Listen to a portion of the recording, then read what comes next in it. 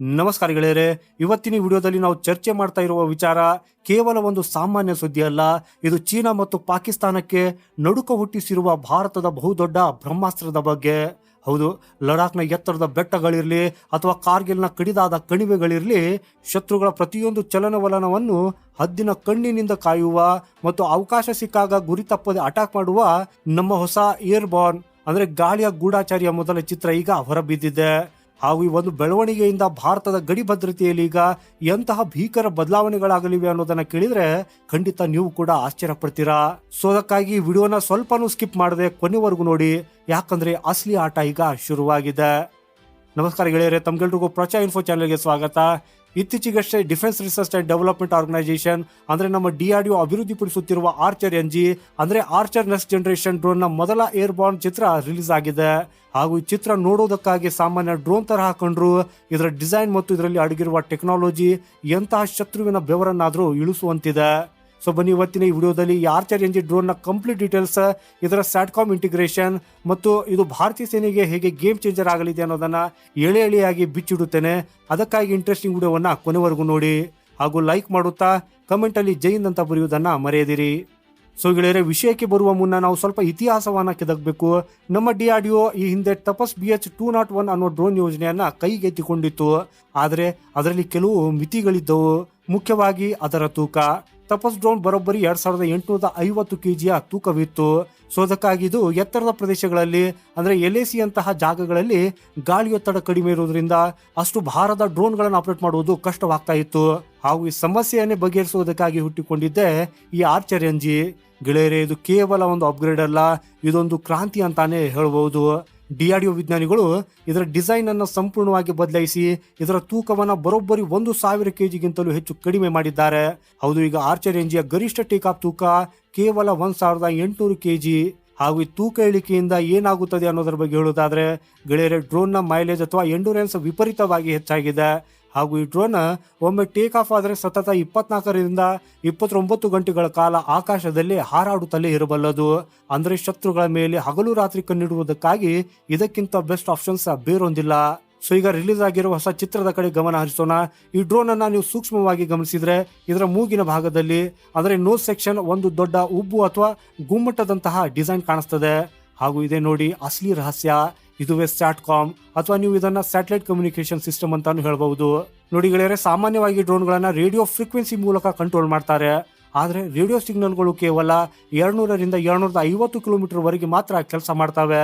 ಒಂದ್ ವೇಳೆ ಡ್ರೋನ್ಗಳು ಬೆಟ್ಟ ಗುಡ್ಡಗಳ ಹಿಂದೆ ಹೋದ್ರೆ ಕನೆಕ್ಷನ್ ಕಟ್ ಆಗುವ ಅಪಾಯವಿರ್ತದೆ. ಆದ್ರೆ ಸ್ಯಾಟ್ಕಾಮ್ ಇದ್ರೆ ನಾವು ನಮ್ಮ ಸೆಟಲೈಟ್ ಗಳನ್ನ ಬಳಸಿ ಸಾವಿರಾರು ಕಿಲೋಮೀಟರ್ ದೂರದಲ್ಲಿರುವ ಡ್ರೋನ್ ಅನ್ನು ಕೂಡ ಅತ್ಯಂತ ನಿಖರವಾಗಿ ಕಂಟ್ರೋಲ್ ಮಾಡಬಹುದು.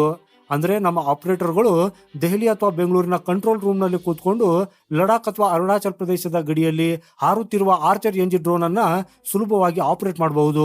ಹಾಗೂ ಇದು beyond line off site BLOS ಕಾರ್ಯಾಚರಣೆಗೆ ಹೇಳಿ ಮಾಡಿಸಿದ ತಂತ್ರಜ್ಞಾನ. ಹಾಗೂ ಇನ್ನು ಇದರ ಎಂಜಿನ್ ಮತ್ತು ಡಿಸೈನ್ ಬಗ್ಗೆ ಹೇಳಲೇಬೇಕು. ಆರ್ಚರ್ NG ಯು ಸಿಂಗಲ್ ಎಂಜಿನ್ ಟ್ವಿನ್ ಬೂಮ್ ವಿನ್ಯಾಸವನ್ನ ಹೊಂದಿದೆ. ಅಂದ್ರೆ ಹಿಂದಿನಿಂದ ನೋಡುವುದಕ್ಕಾಗಿ 2 ಬಾಲಗಳಿರುವಂತೆ ಕಾಣುತ್ತದೆ. ಜೊತೆಗೆ ಇದರ 177 horse power turbo charged engine ಅನ್ನ ಹಿಂಭಾಗದಲ್ಲಿ ಅಳವಡಿಸಲಾಗಿದೆ. ಸೊ ಇದರ ಇಂಜಿನ್ ಅನ್ನು ಹಿಂದೆ ಹಾಕಿದ್ರಿಂದ ಮುಂದಿನ ಭಾಗ ಸಂಪೂರ್ಣವಾಗಿ ಖಾಲಿ ಇರ್ತದೆ. ಹಾಗೂ ಈ ಖಾಲಿ ಜಾಗದಲ್ಲಿ ಅತ್ಯಾಧುನಿಕ ಎಲೆಕ್ಟ್ರೋ ಆಪ್ಟಿಕಲ್ ಮತ್ತು ಇನ್ಫ್ರಾರೆಡ್ ಕ್ಯಾಮೆರಾಗಳು ಹಾಗೂ ಸಿಂಥೆಟಿಕ್ ಅಪಾರ್ಚರ್ ರೆಡಾರ್ ಅನ್ನ ಅಳವಡಿಸಲಾಗಿದೆ. ಮೋಡ ಕವಿದ ವಾತಾವರಣವಿರಲಿ, ಕತ್ತಲಿರಲಿ ಅಥವಾ ದಟ್ಟವಾದ ಮಂಜು ಸುರಿಯುತ್ತಿರಲಿ, ಈ ರೆಡಾರ್ಗಳು ಶತ್ರುಗಳ ಬಂಕರ್ಗಳು ಮತ್ತು ಟ್ಯಾಂಕುಗಳನ್ನು ಸ್ಕ್ಯಾನ್ ಮಾಡಿ ಸ್ಪಷ್ಟವಾದ ಚಿತ್ರಗಳನ್ನು ನಮ್ಮ ಕಮಾಂಡ್ ಸೆಂಟರ್ಗೆ ರವಾನಿಸುತ್ತವೆ. ಜೊತೆಗೆ ಇದರಲ್ಲಿ autonomous take off and landing ಅಂದ್ರೆ ATOL ಸಿಸ್ಟಮ್ ಇದೆ. ಅಂದ್ರೆ ಟೇಕ್ ಆಫ್ ಮತ್ತು ಲ್ಯಾಂಡಿಂಗ್ ಸಮಯದಲ್ಲಿ ಪೈಲಟ್ಗಳ ಅಗತ್ಯವಿಲ್ಲ. ಕಂಪ್ಯೂಟರ್ ತಾನಾಗಿಯೇ ಅತ್ಯಂತ ಸುರಕ್ಷಿತವಾಗಿ ಕೆಲಸವನ್ನ ಮಾಡ್ತದೆ. ಹಾಗೂ ಇದರಿಂದ ಅಪಘಾತಗಳ ಪ್ರಮಾಣ ಗಣನೀಯವಾಗಿ ಕಡಿಮೆ ಆಗ್ತದೆ. ಹಾಗೇನೆ ಗೆಳೆಯರೆ, ನೀವು ಅಂದ್ಕೊಂಡಿರಬಹುದು ಇದು ಕೇವಲ ಫೋಟೋ ತೆಗೆಯುವ ಗೂಢಾಚಾರಿ ಸೆಟಲೈಟ್ ಅಥವಾ ಡ್ರೋನ್ ಅಂತ. ಖಂಡಿತ ಅಲ್ಲ. ಆರ್ಚರ್ NG ಕೇವಲ ಕಾವಲು ಕಾಯುವುದಿಲ್ಲ, ಇದು ಬೇಟೆಯಾಡುವುದಕ್ಕಾಗಿ ಬಲ್ಲದು. ಇದೊಂದು ಮೇಲ್ ಅಂದ್ರೆ medium altitude long endurance class drone ಆಗಿದ್ದು ಬರೋಬ್ಬರಿ 30,000 ಅಡಿ ಎತ್ತರದಲ್ಲಿ ಹಾರಬಲ್ಲದು. ಇದಷ್ಟೇ ಅಲ್ಲ, ಇದು 300ರಿಂದ 400 kg ತೂಕದ ಮಾರಕಾಸ್ತ್ರಗಳನ್ನ ಹೊತ್ತೊಯ್ಯುವ ಸಾಮರ್ಥ್ಯವನ್ನ ಹೊಂದಿದೆ. ಭವಿಷ್ಯದಲ್ಲಿ ಡ್ರೋನ್ಗೆ ಆಂಟಿ ಟ್ಯಾಂಕ್ ಗೈಡೆಡ್ ಕ್ಷಿಪಣಿಗಳು ಅಂದ್ರೆ ATGM, smart anti air field weapons ಅಂದ್ರೆ ಸಾವ್ ಮತ್ತು ಲೇಸರ್ ಗೈಡೆಡ್ ಬಾಂಬ್ಗಳನ್ನ ಅಳವಡಿಸುವ ಯೋಜನೆ ಇದೆ. ಅಂದ್ರೆ ಗಡಿಯಲ್ಲಿ ಏನಾದರೂ ಶತ್ರುಗಳ ಟ್ಯಾಂಕುಗಳು ಅಥವಾ ಉಗ್ರರ ಕ್ಯಾಂಪ್ಗಳು ಕಂಡು ಬಂದ್ರೆ ಆಗ ಯುದ್ಧ ವಿಮಾನಗಳು ಬರುವವರೆಗೆ ನಮಗೆ ಕಾಯುವ ಅವಶ್ಯಕತೆ ಇಲ್ಲ. ಗಾಳಿಯಲ್ಲಿ ಹಾರಾಡುತ್ತಿರುವ ಈ ಆರ್ಚರ್ ಡ್ರೋನ್ ಕ್ಷಣಾರ್ಧದಲ್ಲಿ ಆ ಜಾಗವನ್ನ ಧ್ವಂಸ ಮಾಡಿಬಿಡ್ತದೆ. ಹಾಗೂ ಇದು ಭಾರತೀಯ ವಾಯುಪಡೆ, ನೌಕಾಪಡೆ ಮತ್ತು ಭೂಸೇನೆ ಮೂರಕ್ಕೂ ಕೂಡ ಒಂದು ಬ್ರಹ್ಮಾಸ್ತ್ರವಾಗಲಿದೆ. ಒಟ್ಟಿನಲ್ಲಿ ಹೇಳೋದಾದ್ರೆ ಗೆಳೆಯರೆ, ಆರ್ಚರ್ ಎನ್ಜಿಯ ಯಶಸ್ವಿ ಹಾರಾಟ ಕೇವಲ ಒಂದು ಹೆಜ್ಜೆ ಅಲ್ಲ, ಇದೊಂದು ದೊಡ್ಡ ಎಚ್ಚರಿಕೆಯ ಗಂಟೆ. ಭಾರತ ಈಗ ಕೇವಲ ವಿದೇಶಿ ಡ್ರೋನ್ಗಳ ಮೇಲೆ ಅವಲಂಬಿತವಾಗಿಲ್ಲ, ನಮ್ಮ DRDO ತಂತ್ರಜ್ಞಾನದಲ್ಲಿ ಎಷ್ಟು ಮುಂದುವರೆದಿದೆ ಅನ್ನೋದಕ್ಕೆ ಇದೇ ಸಾಕ್ಷಿ. ಈ ಚೀನಾ ಪಾಕಿಸ್ತಾನಕ್ಕೆ ಈ ಏರ್ಬಾರ್ನ್ ಸಿಸ್ಟಮ್ ಮುಂದಿನ ದಿನಗಳಲ್ಲಿ ನಿದ್ದೆಗೆಡಿಸೋದು ಗ್ಯಾರಂಟಿ. ಹಾಗೇನೆ ನೀವು ಈ ಇಡೀ ಬೆಳವಣಿಗೆಯ ಬಗ್ಗೆ ಮತ್ತು DRDOದ ಈ ಭೀಕರ ಶಕ್ತಿಯ ಬಗ್ಗೆ ನಿಮ್ಮ ಸ್ಪಷ್ಟವಾದ ಅನಿಸಿಕೆ ಏನು ಅನ್ನೋದನ್ನ ಕೆಳಗೆ ಕಮೆಂಟ್ ಬಾಕ್ಸ್ ಅಲ್ಲಿ ಬರೆದು ನಮಗೆ ತಿಳಿಸಿ. ಹಾಗೂ ನಿಮ್ಮ ಪ್ರತಿಯೊಂದು ಕಮೆಂಟ್ ಕೂಡ ನಮಗೆ ಬಹಳ ಮುಖ್ಯ. ಹಾಗೂ ಈ ಮಾಹಿತಿ ನಿಮಗೆ ಇಷ್ಟ ಆಗಿದ್ರೆ ವಿಡಿಯೋಗೆ ಒಂದು ಲೈಕ್ ಮಾಡಿ ಮತ್ತು ಪ್ರತಿಯೊಬ್ಬ ಭಾರತೀಯನಿಗೂ ತಲುಪುವಂತೆ ಶೇರ್ ಮಾಡಿ. ಹಾಗೂ ಇದೇ ರೀತಿಯ ನಿಖರವಾದ ಡಿಫೆನ್ಸ್ ಮತ್ತು ಜಿಯೋ ಪಾಲಿಟಿಕ್ಸ್ ಮಾಹಿತಿಗಾಗಿ ಪ್ರಚಾ ಇನ್ಫೋ ಚಾನೆಲ್ ಅನ್ನು ಸಬ್ಸ್ಕ್ರೈಬ್ ಮಾಡುವುದನ್ನು ಮರೆಯದಿರಿ.